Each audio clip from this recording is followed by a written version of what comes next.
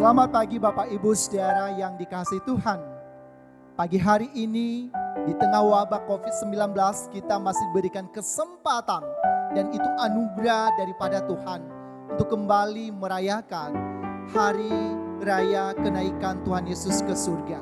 Kita bersyukur untuk hal demikian karena selama ini ketika gereja Tuhan merayakan hari kenaikan ini mereka mengadakan ibadah padang di luar ruangan saudara. Tapi kali ini kita masih tetap melakukannya di dalam rumah, di rumah kita masing-masing. Saya percaya itu tidak mengurangi sukacita kita untuk memuji Tuhan. Dan biarlah bersama dengan keluarga kita semakin erat, semakin bersatu. Dan mari kita berkata, hari ini kurasa bahagia.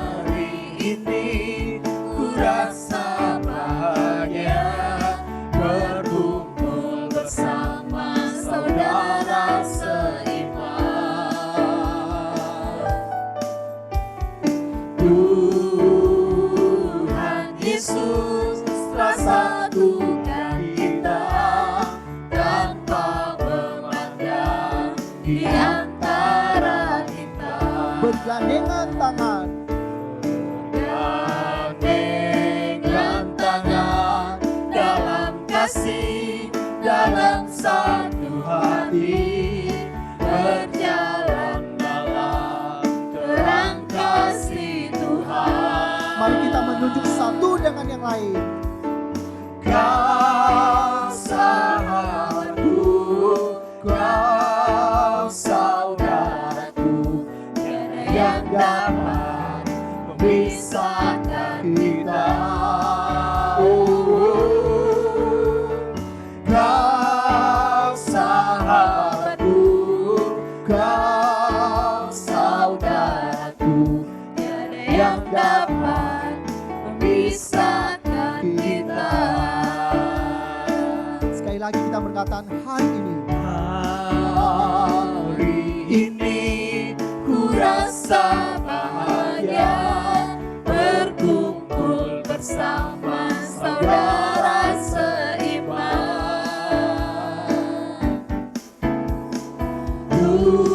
Tuhan Yesus telah satukan kita tanpa memandang di antara kita. Bergandeng tangan dalam kasih. Gandengan tangan dalam kasih, dalam satu hati, berjalan dalam terang kasih Tuhan. Kau sahabatku, Kau sahabatku, kau saudaraku, tiada yang dapat memisahkan kita. Kau sahabatku, kau saudaraku, tiada yang dapat memisahkan kita. kau sahabatku, Kau sahabatku, kau saudaraku, tiada yang dapat memisahkan kita.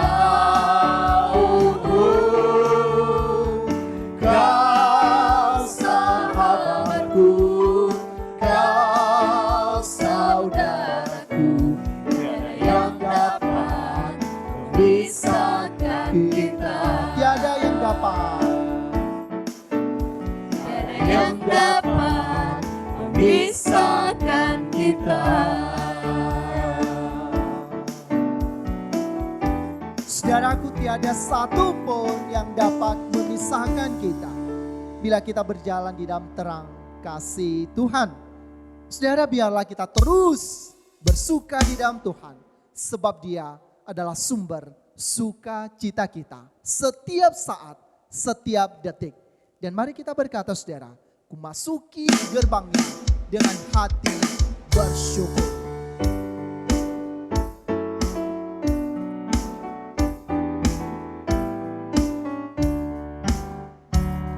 Masuki gerbangnya dengan hati bersyukur, halamannya dengan pujian. Kataku hari ini, Kataku hari ini harinya Tuhan, ku bersuka sebab Dia girangkanku. ku masuki gerbangnya. Masuki gerbangnya dengan hati bersyukur, halamannya dengan pujian. Kataku hari ini harinya Tuhan, ku bersuka sebab Dia girangkanku. Dia girangkanku. Dia girangkanku, oh Dia girangkanku, ku bersuka sebab Dia girangkanku. Dia girangkanku, oh Dia girangkanku, ku bersuka sebab Dia girangkanku. Ku masuki gerbangnya. Masuki gerbangnya dengan hati bersyukur, halamannya dengan pujian.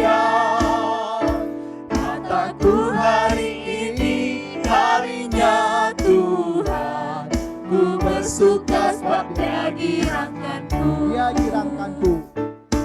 Dia girangkanku, oh Dia girangkanku, ku bersuka sebab Dia girangkanku.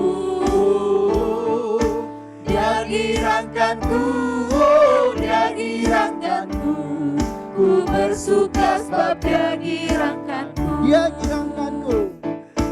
Dia girangkanku, oh Dia girangkanku, ku bersuka sebab Dia girangkanku. Dia girangkanku, oh Dia girangkanku, ku bersuka sebab Dia girangkanku. Ku bersuka. Ku bersuka sebab Dia girangkanku. Ku bersuka sebab Dia girangkanku. Biarlah setiap kita memiliki hati yang bersyukur di hadapan Tuhan. Marilah kita berdoa. Kami sungguh bersyukur ya Tuhan untuk kebaikan, kemurahan-Mu, bahkan pengorbanan yang telah Engkau anugerahkan bagi setiap kami.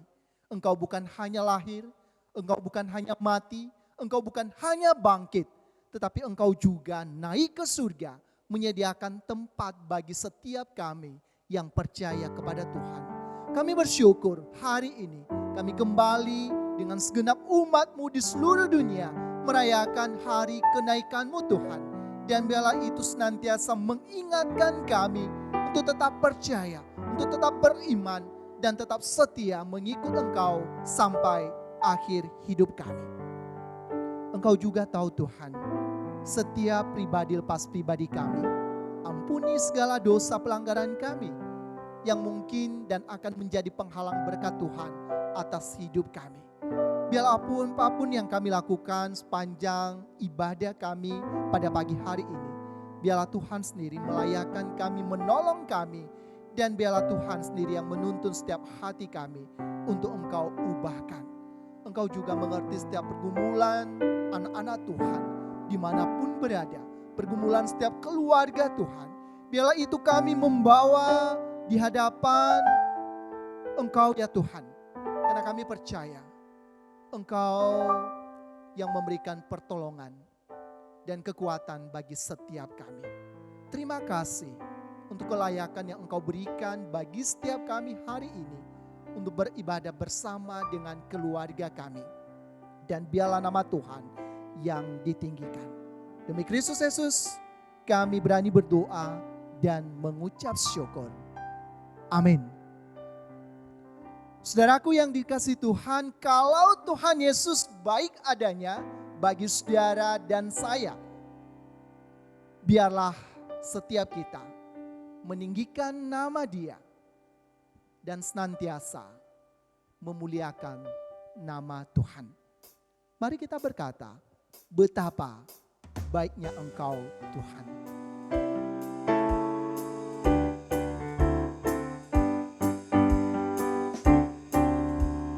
Betapa baiknya Engkau Tuhan, kasih-Mu tiada berkesudahan.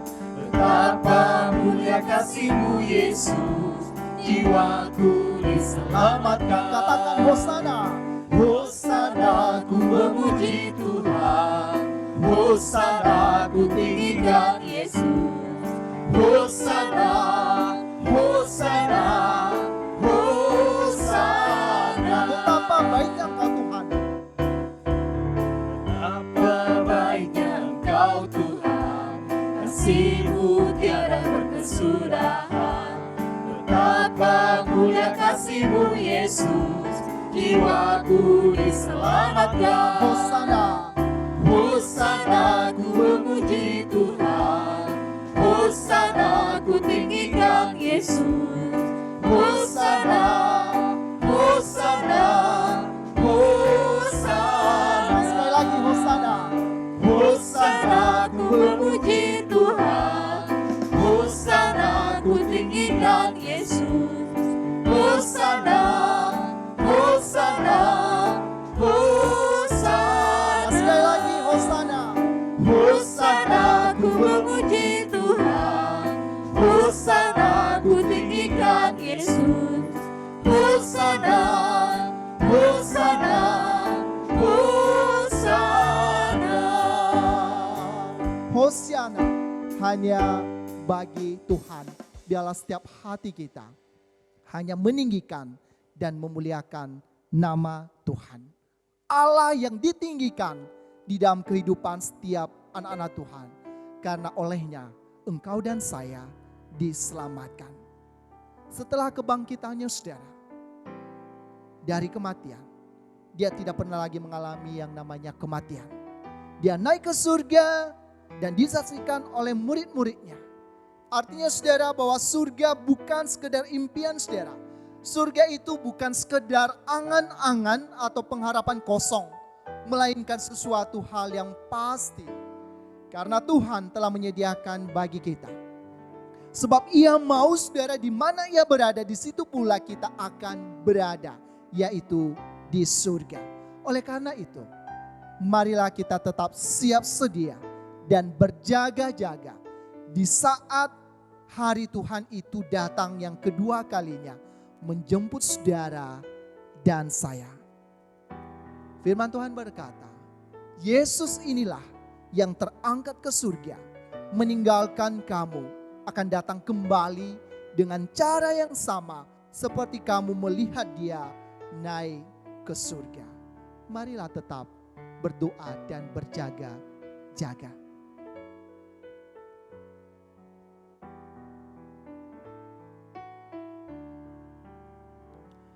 Ku berdoa dan berjaga-jaga hadapi tanda akhir zaman,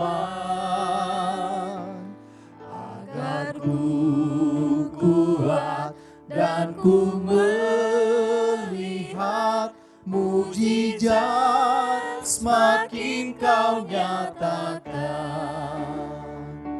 Seperti anak darah yang bijaksana, layak menyambut pengantinnya.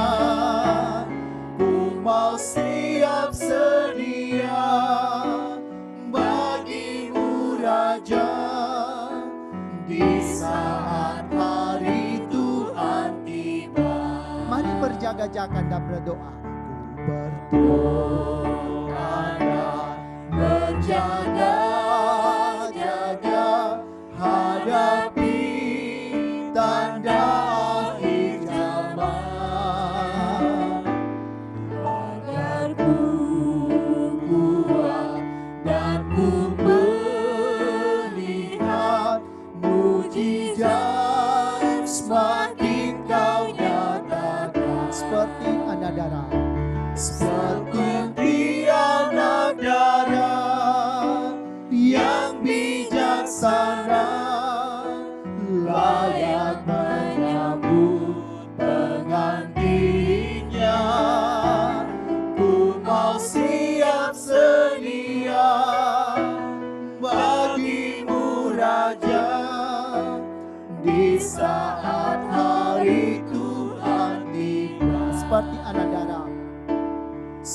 seperti anak darah yang bijaksana, layak menyambut pengantinnya. ku mau siap sedia bagimu Raja di saat hari Tuhan tiba. Saudara, apa yang membuat kita kuat menunggu kedatangan Tuhan Yesus yang kedua kali? Hanya oleh karena firman Tuhan. Marilah dengan hati yang siap kita mendengarkan firman Tuhan. Selamat pagi Bapak Ibu Saudara yang dikasihi oleh Tuhan. Kita bersyukur kepada Tuhan hari ini kita bisa bersama-sama merayakan hari kenaikan Tuhan Yesus. Meskipun saudara kita tidak ada kebaktian padang ataupun ibadah di gereja, tapi saya yakin bahwa kita tetap bisa bersuka cita untuk bisa bersama-sama dengan keluarga kita untuk ibadah online di rumah. Mari sebelum kita bersama-sama membaca firman Tuhan dan juga merenungkannya, kita akan masuk ke dalam doa. Tuhan Yesus, kami bersyukur kepadamu Tuhan, pada hari ini kami sebagai umat percaya kepada Engkau sebagai Tuhan dan Juru Selamat kami bersuka cita karena kami bisa bersama-sama merayakan kenaikan Tuhan Yesus. Kami berterima kasih bagaimana kuasa Tuhan bekerja dan juga mengingatkan kepada kami bahwa kami tidak perlu gelisah ataupun khawatir akan hari esok, sebab Tuhan menyediakan yang lebih baik lagi bagi kami. Hari ini ya Tuhan, biarlah Engkau sendiri yang akan memberkati kebenaran firman Tuhan yang akan kami baca dan juga kami dengar, sehingga bisa memberikan kekuatan bagi kami, penghiburan dan juga nasihat bagi kami sebagai umat percaya. Terpujilah namamu ya Tuhan, di dalam nama Yesus kami berdoa. Amin. Saudara yang dikasihi oleh Tuhan, tema kita hari ini adalah setia menantikan kedatangan Tuhan.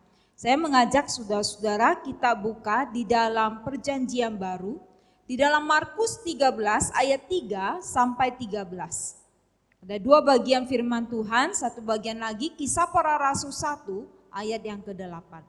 Saudara, mari kita bersama-sama, saya akan baca Markus 13 ayat 3 sampai 13, demikian bunyi firman Tuhan. Ketika Yesus duduk di atas bukit Zaitun, berhadapan dengan bait Allah, Petrus, Yakobus, Yohanes dan Andreas bertanya sendirian kepadanya, "Katakanlah kepada kami, bila manakah itu akan terjadi? Dan apakah tandanya kalau semuanya itu akan sampai kepada kesudahannya?" Maka mulailah Yesus berkata kepada mereka, "Waspadalah supaya jangan ada orang yang menyesatkan kamu. Akan datang banyak orang dengan memakai namaku dan berkata, 'Akulah dia,' dan mereka akan menyesatkan banyak orang. Dan apabila kamu mendengar deru perang atau kabar-kabar tentang perang, janganlah kamu gelisah. Semuanya itu harus terjadi, tetapi itu belum kesudahannya. Sebab bangsa akan bangkit melawan bangsa dan kerajaan melawan kerajaan. Akan terjadi gempa bumi di berbagai tempat dan akan ada kelaparan. Semua itu barulah permulaan penderitaan menjelang zaman baru. Tetapi kamu ini hati-hatilah, kamu akan diserahkan kepada majelis agama dan kamu akan dipukul di rumah ibadat dan kamu akan dihadapkan ke muka penguasa-penguasa dan raja-raja karena aku sebagai kesaksian bagi mereka. Tetapi Injil harus diberitakan dahulu kepada semua bangsa. Dan jika kamu digiring dan diserahkan, janganlah kamu khawatir akan apa yang harus kamu katakan. Tetapi katakanlah apa yang dikaruniakan kepadamu pada saat itu juga. Sebab bukan kamu yang berkata-kata melainkan Roh Kudus. Seorang saudara akan menyerahkan saudaranya untuk dibunuh. Demikian juga seorang ayah terhadap anaknya. Dan anak-anak akan memberontak terhadap orang tuanya dan akan membunuh mereka. Kamu akan dibenci semua orang oleh karena namaku. tetapi orang yang bertahan sampai pada kesudahannya, dia akan selamat. Saudara, satu bagian firman Tuhan lagi kita baca Kisah Para Rasul 1 ayat yang ke-8. Tetapi kamu akan menerima kuasa kalau Roh Kudus turun ke atas kamu, dan kamu akan menjadi saksiku di Yerusalem dan di seluruh Yudea dan Samaria dan sampai ke ujung bumi. Saudara yang dikasihi oleh Tuhan, peristiwa kenaikan Tuhan Yesus ke surga merupakan satu peristiwa yang sangat penting di dalam kehidupan orang percaya. Sebab saudara, Yesus tidak hanya kemudian lahir, tetapi dia juga mati dan juga bangkit, dan terlebih juga saudara yang membedakan dengan tokoh-tokoh yang lain saudara, bahwa dia juga naik ke surga sebab dia itu berasal di sana. Dan memberikan satu jaminan yang pasti bagi setiap orang yang percaya kepada dia, sehingga firman Tuhan Yohanes berkata demikian, jangan gelisah dan jangan khawatir. Bahwa ketika engkau percaya kepada Yesus, maka engkau mempunyai satu rumah kekekalan. Sehingga Yesus di sana menyediakan satu tempat yang begitu indah untuk setiap orang yang percaya kepada dia. Dan saudara, di dalam Kisah Para Rasul pasal yang pertama mengatakan demikian, Yesus ke sana, dia itu karena berasal dari sana. Dan dia akan kembali sama seperti cara dia itu naik ke surga. Nah saudara, dari bagian ini kita akan coba melihat beberapa poin.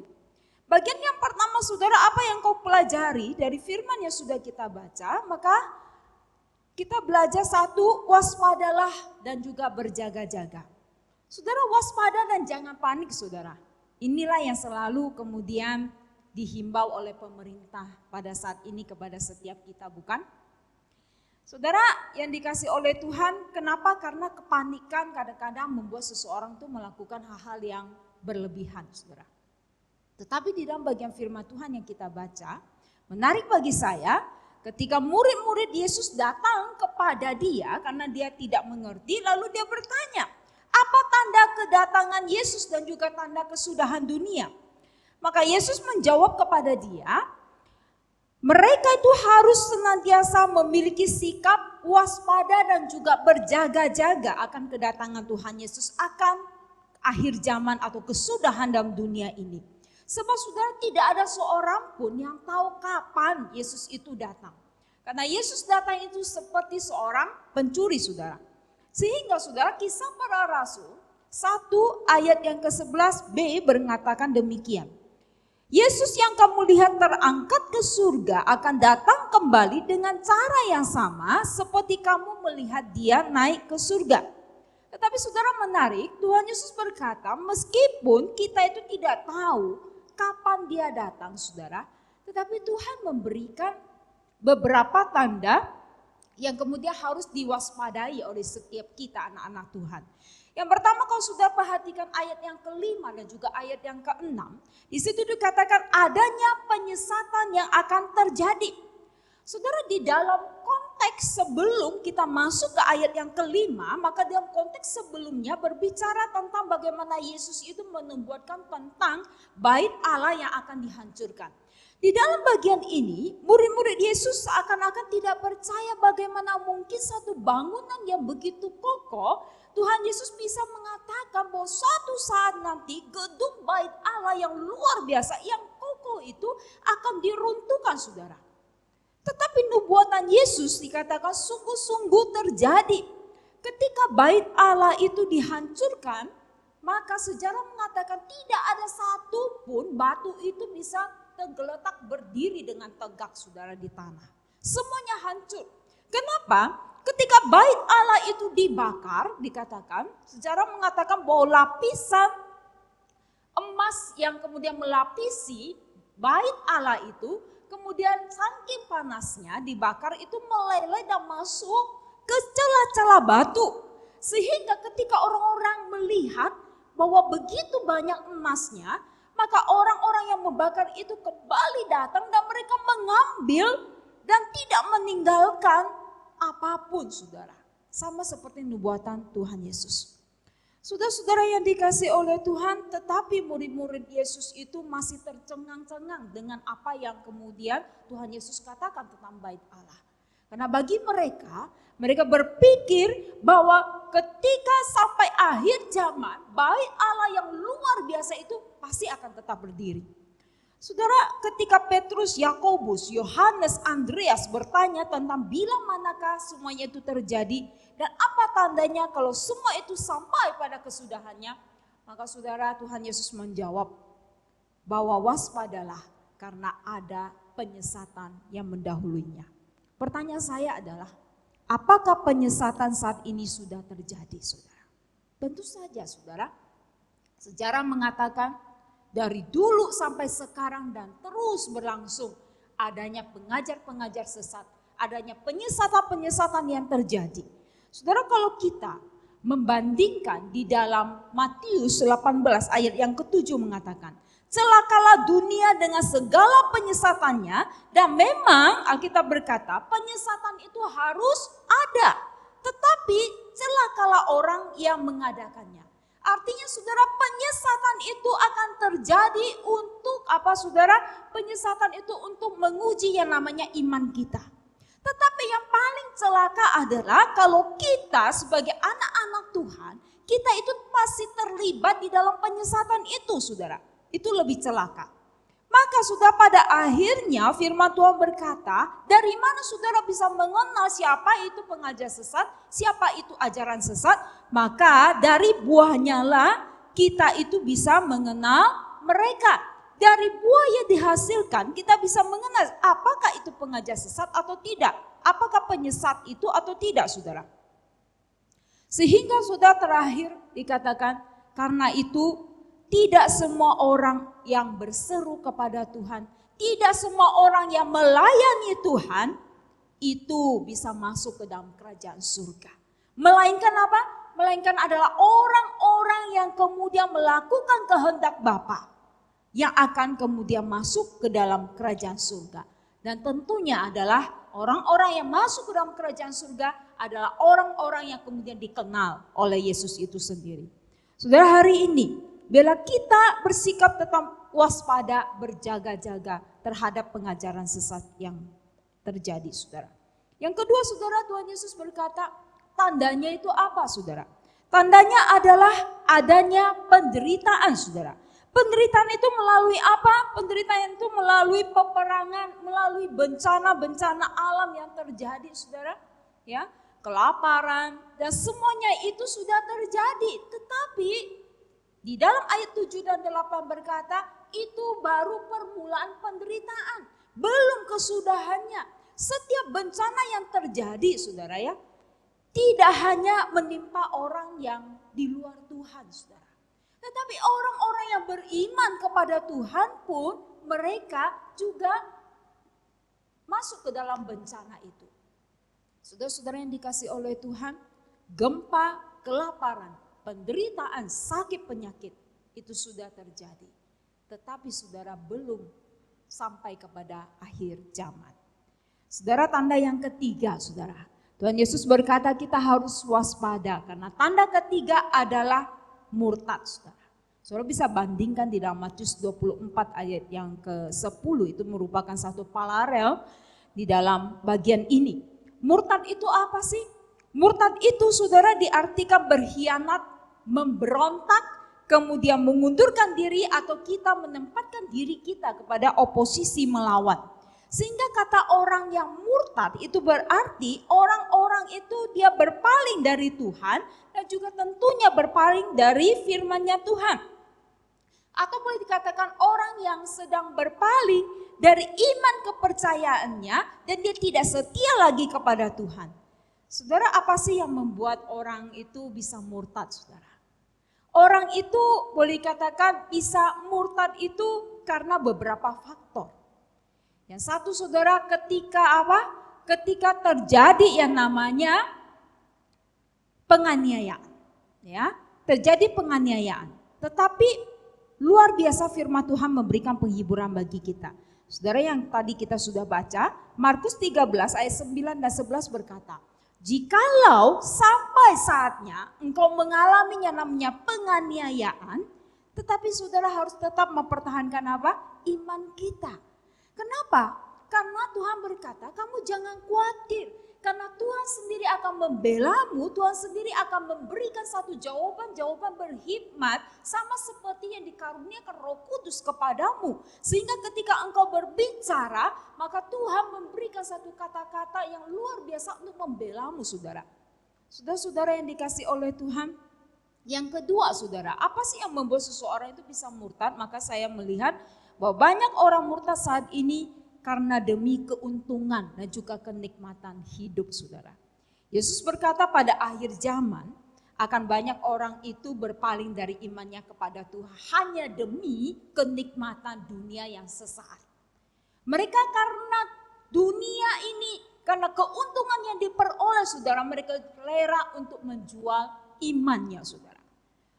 Saudara, banyak orang murtad itu karena mereka itu kompromi terhadap dosa. Meskipun kelihatan dosa yang mereka lakukan adalah dosa yang sepele, dosa yang kecil mungkin. Tapi lama-kelamaan akan merusak hidup mereka, saudara. Saudara, lalu tanda selanjutnya. Tuhan Yesus berkata, waspadalah dan berjaga-jagalah. Karena tandanya adalah kasih terhadap sesama itu akan menjadi dingin, saudara. Di dalam ayat yang ke-12. Saudara, salah satu tanda akhir zaman adalah kasih di antara sesama saudara kita itu, orang-orang yang dekat dengan kita, bahkan sesama dengan saudara seiman, sesama anggota gereja, ataupun sesama anggota keluarga sanak saudaramu, itu sudah menjadi dingin. Bukan lagi suam-suam kuku, saudara, betul-betul menjadi dingin. Kita menjadi orang yang tidak peduli lagi terhadap sesama kita. Saudara, jika saat ini kita melihat berita-berita yang ada, berapa banyak tindakan kejahatan dan juga pembunuhan dilakukan oleh orang-orang yang paling dekat dengan mereka. Paling dekat dengan anggota keluarga mereka, entah dilakukan oleh orang tua mereka sendiri membunuh anaknya, atau anaknya sendiri membunuh orang tuanya, atau itu dilakukan oleh paman mereka, saudara. Saudara-saudara yang dikasih oleh Tuhan, sehingga firman Tuhan berkata, tanda kedatangan Yesus atau tanda kesudahan dunia ini adalah ketika kasih itu sudah mulai menjadi dingin, saudara.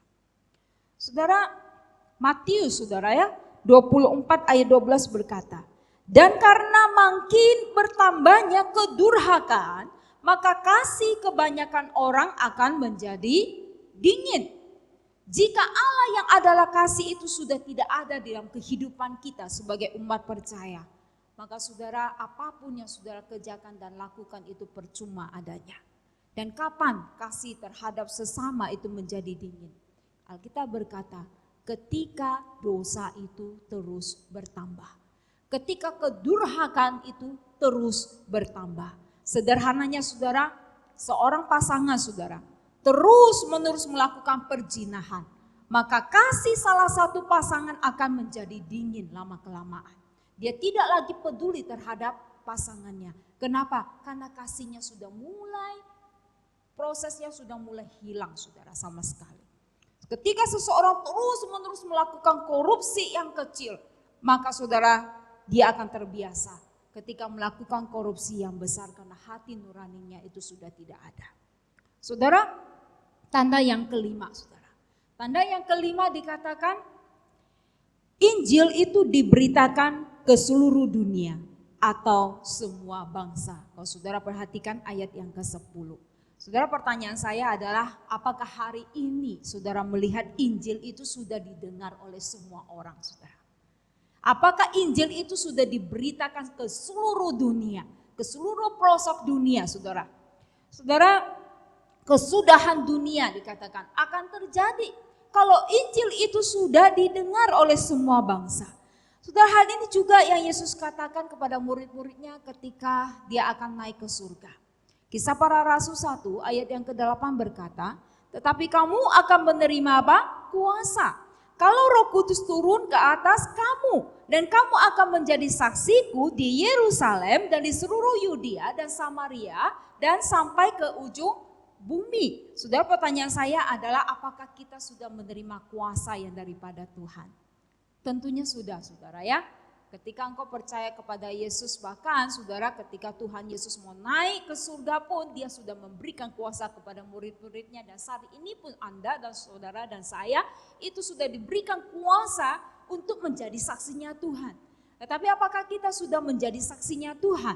Tuhan Yesus berkata bahwa menjadi saksiku di Yerusalem, saudara. Keluargamu, apakah engkau sudah menjadi saksi? Apakah engkau sudah menjadi saksi bagi tetanggamu, rekan kerjamu, orang-orang yang ada bersama denganmu, dan juga bagi orang-orang yang tidak engkau kenal? Saudara, dari bagian firman Tuhan yang kita baca, hal yang kedua saudara yang kita pelajari, ya. Kalau tadi satu adalah waspada dan berjaga-jaga, tetapi hal yang kedua dalam bagian ini saya melihat bahwa satu hal yang menarik, firman Tuhan berkata, setialah sampai akhir. Saudara ya, setialah sampai akhir. Saudara, saya mau tanya kepada kita yang sudah menikah terlebih dahulu, saudara ya.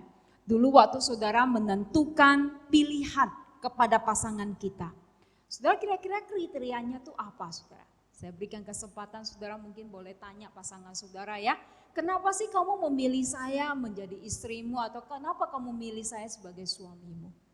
Saudara, banyak orang berkata demikian, oh karena kasih ya.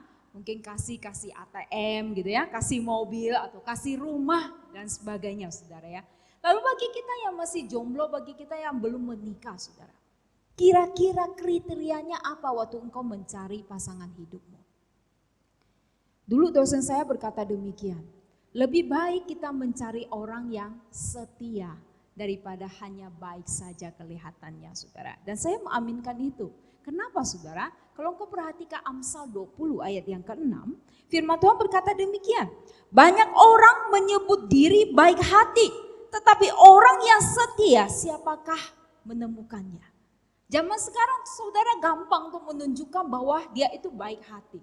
Saya melihat bahwa banyak channel-channel TV yang kemudian menampilkan bagaimana mereka berbuat baik dan orang-orang begitu mengagumkan, dan saudara luar biasa saudara ya, ada begitu banyak orang yang mengikutinya. Kenapa? Karena dia suka untuk membagikan apa yang dia punya, uanglah, makananlah kepada orang-orang di tengah-tengah jalanan saudara ya. Tetapi apakah dia adalah orang yang setia? Orang yang setia adalah orang yang betul-betul bisa diandalkan saudara ya. Dan kriterianya itu Tuhan berkata dia mencari orang-orang yang di akhir zaman ini bukan hanya baik kelihatannya, tetapi Tuhan mencari orang-orang yang betul-betul setia saudara sampai akhir hidupnya mengikut Tuhan. Saudara-saudara yang dikasih oleh Tuhan, kesetiaan itu hanya bisa diuji dari waktu kita.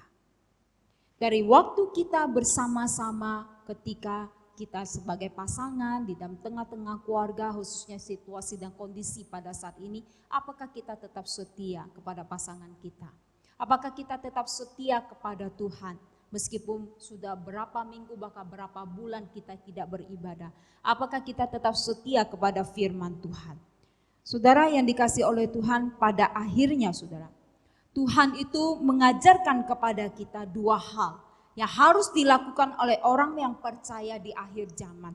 Yang pertama saudara, Tuhan berkata, bertahanlah sampai kesudahannya atau setialah sampai akhir hidupmu. Saudara, di tengah-tengah zaman sekarang saudara, yang paling dibutuhkan adalah engkau tetap bertahan di dalam imanmu. Bertahan dalam segala situasi kondisi yang ada. Dan saudara setia menjalani panggilanmu sebagai anak-anak Tuhan. Yang kedua adalah saudara tetap melakukan pemberitaan Injil. Menjadi saksi Tuhan dimanapun dan dalam segala situasi dan kondisi. Saudara, saat ini saudara mungkin tidak memungkinkan engkau kemudian pergi ke rumah orang untuk menginjili orang. Tapi bila saudara kapanpun waktunya ketika engkau bisa bertemu dengan orang lain, saudara-saudaramu, engkau tetap bisa menyaksikan bagaimana Tuhan itu ada bersama dengan saudara dalam melewati segala situasi dan kondisi. Tetaplah setia menjadi saksi Tuhan dalam segala sikon saudara. Saudara, setiap kita pernah menjadi murid di sekolah ya. Bagaimana tanggapan saudara jikalau saudara ya ada guru atau dosenmu yang suka sekali memberikan ujian secara dadakan saudara. Pastilah saudara hal itu tidak menyenangkan bagi saudara dan saya juga tidak suka demikian ya. Rasanya kita tuh tidak siap untuk menghadapi ujian itu. Tetapi saya menemukan ada guru yang demikian, ada dosen yang demikian. Ketika masuk langsung suruh tutup buku, ayo kita akan ujian pada hari ini. Jadi saudara yang dikasih oleh Tuhan, kita tidak diberikan kesempatan untuk belajar dulu ya. Tapi harus mengisi ujian itu dan harapannya adalah nilainya itu boleh bagus. Saudara yang dikasih oleh Tuhan, tetapi saudara ini satu pengalaman. Setelah satu kali kita mendapatkan guru yang demikiannya suka ujian dadakan, maka saudara minggu depan ketika pelajarannya apa yang akan saudara lakukan? Kalau saya saudara, maka di rumah saya akan belajar lagi. Belajar terlebih dahulu karena pikiran saya adalah dia akan mengadakan ujian dadakan lagi. Dan kita harus siap sedia meskipun ada ujian ataupun tidak. Demikian juga dengan Tuhan saudara. Tuhan itu tidak memberitahukan kepada kita kapan dia itu akan datang. Tetapi sebagai anak-anak Tuhan, Tuhan berkata senantiasa siap sedia menantikan kedatangan Tuhan. Dan Tuhan tidak pernah kasih tahu kita kapan dia akan kembali.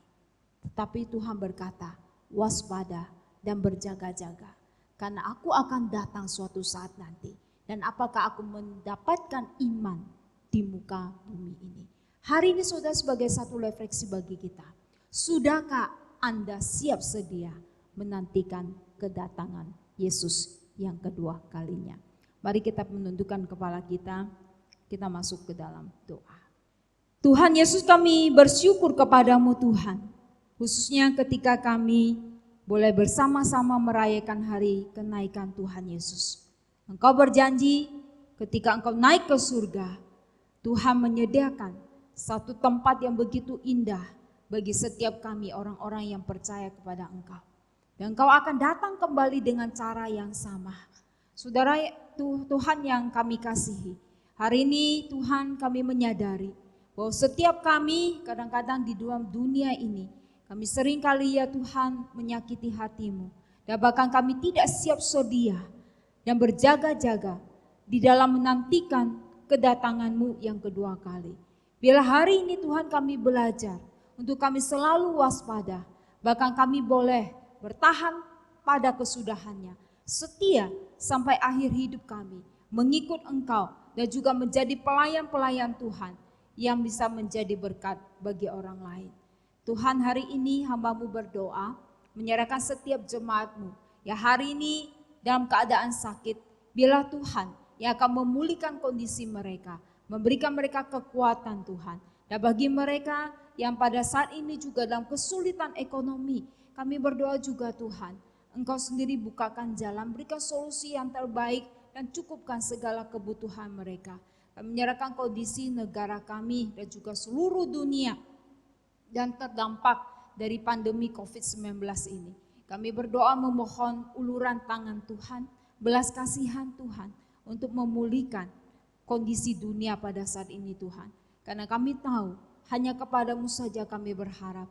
Karena kuasa Tuhan itu jauh lebih besar dari segalanya. Bagi Tuhan yang bisa melakukan jauh lebih banyak dari apa yang kami pikir dan kami doakan. Terpujilah namamu ya Tuhan. Dan saat ini jemaat yang dikasih oleh Tuhan, marilah kita mengarahkan hati kita, fokus kepada Allah sumber berkat dan serta terimalah berkat yang daripada Tuhan. Tuhan memberkati engkau dan melindungi engkau. Tuhan menyinari engkau dengan wajah-Nya dan memberi engkau kasih karunia. Tuhan menghadapkan wajah-Nya kepadamu dan memberi engkau damai sejahtera. Amin. Saudaraku, biarlah firman Tuhan yang telah kita dengar menjadi kekuatan bagi saudara dan saya menjalani kehidupan ini. Saudara sekalian, biarlah melalui hari raya kenaikan Tuhan Yesus kali ini semakin menjadikan kita sungguh percaya pada janji Tuhan, setia sampai akhir kepadanya, sampai akhir hidup kita kepadanya, bahkan hidup untuk janji-janjinya, yaitu janji kedatangannya yang kedua kali. Maka dari itu saudara, biarlah kita saling berkata satu dengan yang lain. Berjalanlah sertanya setiap hari. Jangan takut melewati suka dukamu, karena kehidupan kita ada di dalam tangan Yesus. Mari kita berkata, jalan serta Yesus. Jalan serta Yesus, jalan sertanya setiap hari. Jalan serta Yesus, serta Yesus selamanya. Jalan dalam suka, jalan dalam suka, jalan dalam duka, jalan sertanya setiap hari. Jalan serta Yesus, serta Yesus selamanya. Jalan serta Yesus, jalan serta Yesus, jalan sertanya setiap hari. Jalan serta Yesus, serta Yesus selamanya. Jalan dalam suka, jalan dalam suka, jalan dalam duka, jalan sertanya setiap hari. Jalan serta Yesus, serta Yesus selamanya. Jalan dalam suka, jalan dalam suka, jalan dalam duka, jalan sertanya setiap hari. Jalan serta Yesus, serta Yesus selamanya. Serta Yesus selamanya, serta Yesus selamanya,